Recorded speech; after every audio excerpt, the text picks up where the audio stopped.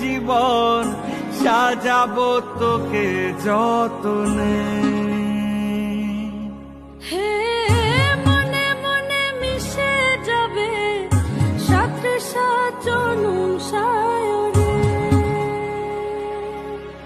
ও তোর পরে ছেড়ে দেব রাজার মহল বানাবো, সুখে দুঃখে গড়ে নেওয়া শান্তি মহল, যেথা চিরকাল বসন্ত বিরাজে।